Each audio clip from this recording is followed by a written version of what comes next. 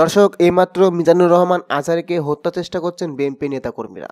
ওয়াজ থেকে ফেরার পথে তার গাড়িবহরে হামলা করেছেন দুর্বৃত্তরা। মিজানুর রহমান আজহারের উপর হামলা করায় এবার চরমভাবে ক্ষেপে গেছেন সেনাপ্রধান। দর্শক, বিস্তারিত জানতে হলে ভিডিওটি না টেনে সম্পূর্ণ দেখুন। আমি দেখেছি আমার গত সপ্তাহের যশোরের আলোচনার একটা লাইনকে কেন্দ্র করে আমাদের অনেক রাজনীতিবিদ বন্ধুরা অনেক ক্ষুব্ধ প্রতিক্রিয়া দেখাচ্ছেন। ওই কথাকে নিজেদের গায়ে টেনে, নিজেদের গায়ে মেখে ওনারা ক্ষুব্ধ হয়েছেন। জামাতের ব্র্যান্ড এজেন্ট আজহারী সিলেটে গিয়ে ভালো খাইছে ধরা। সিলেটে হাজার হাজার জনগণ বুঝে গেছেন যে এই আজহারী হচ্ছে ভণ্ড, জামাতের দালাল, স্বাধীনতার বিরোধী, গণতন্ত্রের শত্রু।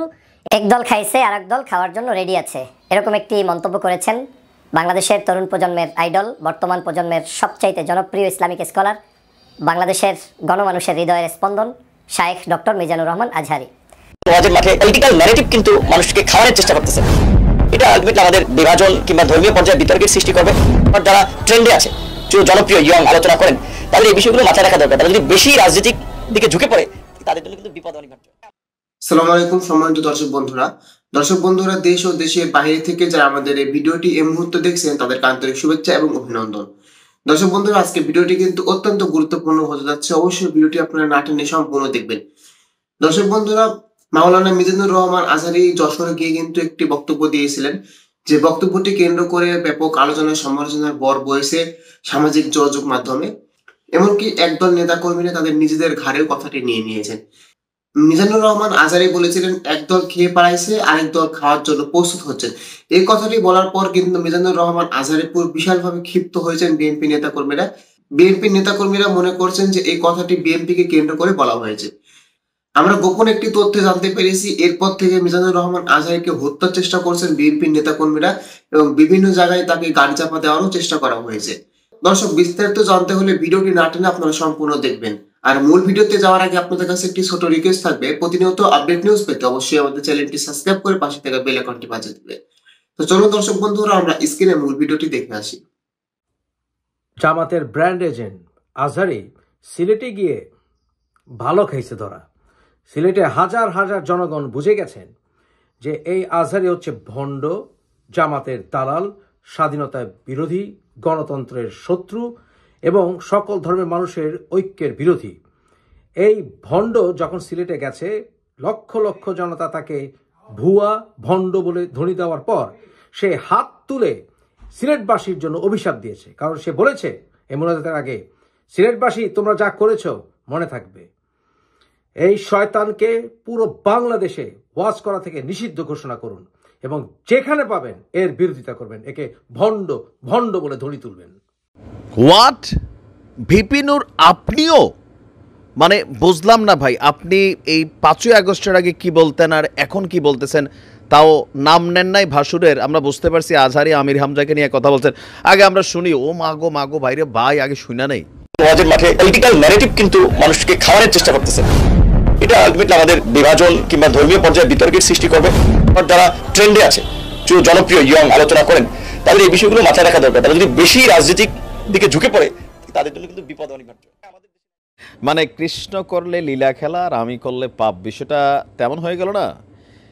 এই আলেমদেরকে নিয়ে, মানে বিশেষ করে মিজানুর রহমান আল আজহারী হুজুর লাস্ট 2টা ওয়াজে তিনি যে বক্তব্যগুলো দিয়েছেন, এগুলা কি ঘিরে বিএনপির তো মন্তব্য ছিলই।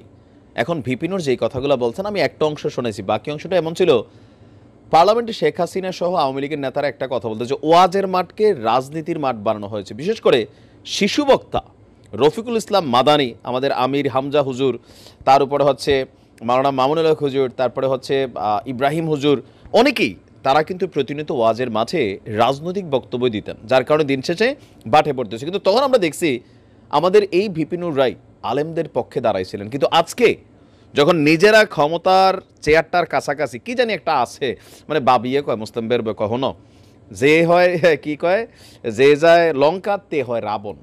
বিষয়টা কিরকম হয়ে যাচ্ছে? এখন আপনি কি বুঝাইলেন যে দেশি বিদেশি অনেক ট্রেন্ডে গিয়ে কিন্তু বিপদ নির্ঘাত মাইনাস হয়ে যেতে পারে তরুণ বক্তারা এই ধরনের আলোচনা? ওয়াজের মাঠে কেন রাজনীতির আলোচনা? ধর্মের মধ্যে কি রাজনীতি নাই ভিপিনুর? What do you mean? মানে 6 মাসে কি আপনার ব্রেন সফটওয়্যার সব আউলাই গেছে? নূর ভাই, আমরা এটা জানতে চাই। কারণ কি, আপনারা যারা কথা বলেন, এখন আপনাদের বক্তব্যগুলো যদি এক এক সময় এক এক রকম হয়, তাহলে তো মানুষের কাছে প্রশ্নবোধক হয়। আজারি হুজুর যেই কথাটা বলছে, এখন আজারি হুজুরে নিয়ে রাজনৈতিক অঙ্গনে কিন্তু তোলপাড় চলতেছে। আর এই ঠিক একই দৃশ্য একটা সময় বাংলাদেশে ছিল। আর তখন আওয়ামী লীগ সরকার কি করছে, যে তারা দেখছে যে ওয়াজের মাঠের মধ্যে তাদের বিরুদ্ধে একটা জনমত তৈরি করা হচ্ছে ইশারা ইঙ্গিতে, যার কারণে সরকার তখন বাধ্য হইয়া এই ওয়াজের মধ্যে অনেক হুজুরদেরকে কিন্তু জেলে নিয়ে গেছিলেন। তখন যদি তাদের বক্তব্যগুলা, তারা তো সঠিক বক্তব্য বলছেন, সঠিক হয়, তাহলে এখন কেন এগুলো বেঠিক আপনার কাছে মনে হচ্ছে? এখন কেন আলেমরা ওয়াজের মাঠে রাজনীতির বক্তব্য দিতে পারবে না? দেখেন আমাদের অবস্থানটা বলি, আমি তখনও বলছি, এখনও বলি, ওয়াজি যারা আছেন বা বিভিন্ন অঙ্গনের খেলোয়াড় যারা আছেন, অভিনেতা অভিনেত্রী যারা আছেন, শিল্পী সঙ্গীতাঙ্গনে যারা আছেন, তাদের আসলে রাজনীতি থেকে দূরে থাকা উচিত। কেন উচিত? একজন মাশরাফিকে সবাই ভালোবাসতো, বাট যখন আওয়ামী লীগের এমপি মাশরাফি হইল, তখন কিন্তু দেখেন মাশরাফিরে কি পরিমাণে গালাগালি হয়েছে, ইভেন নানান ঘটনা তার উপর গেছে। একজন সাকিব আল হাসানকে পুরো বাংলাদেশ ভালোবাসতো, কিন্তু যখনই তিনি আওয়ামী লীগের নৌকা উঠলেন তখনই তিনি বাড়ে বললেন। সঙ্গীত শিল্পী আসিফ আকবর আওয়ামী লীগের যোগ বাদ দেন, বিএনপির সময় ঢাকাতে কুমিল্লা থেকে লুকাই সোনার অফিস ভাঙচুর করে কুমিল্লা ঢুকা বন্ধ করে দিয়েছিল। কেন? আসিফ আকবর বলছিল যে আমি ইলেকশন করবো কুমিল্লাতে, খেয়াল থাকার কথা, তাই না? তো তার মানে কি, তারা যখন রাজনীতিতে আসে তাদের যেই দর্শক, এই মুহূর্তে কিন্তু মিজানুর রহমান আজহারকে নিয়ে সামাজিক যোগাযোগ মাধ্যম এবং বিএনপির নেতাকর্মীরা কিন্তু খুব ক্ষিপ্ত হয়েছেন এবং খুবই ব্যস্ত রয়েছেন তারা, এবং বিএনপির নেতাকর্মীরা ব্যস্ত সময় কাটাচ্ছেন যে মিজানুর রহমান আজহারের এই বক্তব্যটি নিয়ে। তো সম্প্রতি যশোরে একটি মাহফিলে জনপ্রিয় ইসলামী বক্তা মিজানুর রহমান আজহারি বলেছিলেন, একদল খেয়ে পালিয়ে গেছে, আরেক দল খাওয়ার জন্য রেডি হচ্ছে বা প্রস্তুত হচ্ছে। এই কথাটি বলার পরে কিন্তু ব্যাপকভাবে সমালোচনার ঝড় বয়েছে সামাজিক যোগাযোগ মাধ্যমে। বক্তব্যে কোনো দলের নাম না নিলেও বিএনপির অনেক নেতাকর্মীরা মিজানুর রহমান আজহারের বক্তব্যের কড়া সমালোচনা শুরু করেন। তাদের দাবি, বিএনপিকে উদ্দেশ্য করে এমন বক্তব্য দিয়েছেন মিজানুর রহমান আজহারি। এর মধ্যে বিএনপির নেতা শামসুজ্জামান দুদু এক আলোচনায় আজহারিকে রাজনৈতিক সক্রিয় দিতে চাইলে জামাতে যোগ দেওয়ার তিনি পরামর্শও দিয়েছেন। এবার দলটির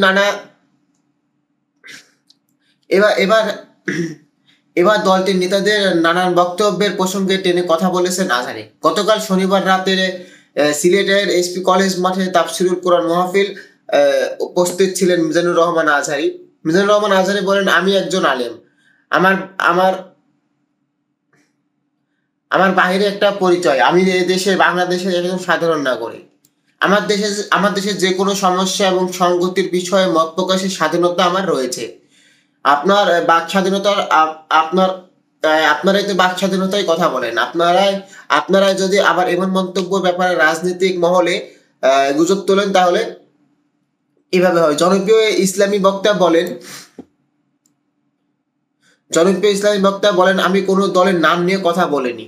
আপনারা এটা নিজেদের গায়ে কিভাবে মাখলেন সেটা ঠিক হয়নি। তিনি আরো বলেন, কোন দলকে টার্গেট করে কিংবা কোন দলের বিপক্ষে আমি কথা বলি না। আমরা কুরআন সুন্নাহের কথা বলি, ইসলামের পক্ষে কথা বলি। একটি সাধারণ কথা নিয়ে নিজেদের গায়ে নিজেরাই টেনে নিয়ে তো ক্ষোভ প্রকাশ করার কিছু নেই। আজহারি বলেন, রাজনৈতিক চর্চা থেকে আমরা বেরিয়ে আসতে চাই। যখন ক্ষমতায় পালাবদল হয় তখন এই দুর্নীতির ফিরিস্তি আমরা জানতে পারি। এর আগে কোনোভাবে জানা যায়নি।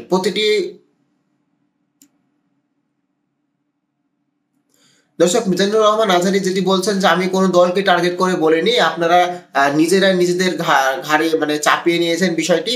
এটা নিয়ে আলোচনা সমালোচনা করার কোনো প্রয়োজন নেই এবং আপনারা এটা ভুল করেছেন। এবং বিএনপির বিভিন্ন নেতাকর্মীরা কিন্তু মিজানুর রহমান আজহারির উপর ক্ষিপ্ত হয়েছেন, বিশাল রকম ভাবে ক্ষিপ্ত হচ্ছেন, সামাজিক যোগাযোগ মাধ্যমে দেখা যাচ্ছে। দর্শক, ইতিমধ্যে কিন্তু আপনারা সম্পূর্ণ ভিডিওটি দেখেছেন এবং সম্পূর্ণ ভিডিওটি দেখার পর আপনাদের গুরুত্বপূর্ণ মতামতটি অবশ্যই আপনারা ভিডিওর কমেন্ট বক্সে কমেন্ট করে আমাদেরকে জানিয়ে দিবেন। দর্শক, মূল ভিডিওতে যাওয়ার দর্শক, ভিডিওটি শেষ করার আগে আপনাদের কাছে একটি ছোট রিকোয়েস্ট থাকবে, প্রতিনিয়ত আপডেট নিউজ পেতে অবশ্যই আমাদের চ্যানেলটি সাবস্ক্রাইব করে পাশে থাকা বেল আইকনটি বাজিয়ে দিবেন। ধন্যবাদ।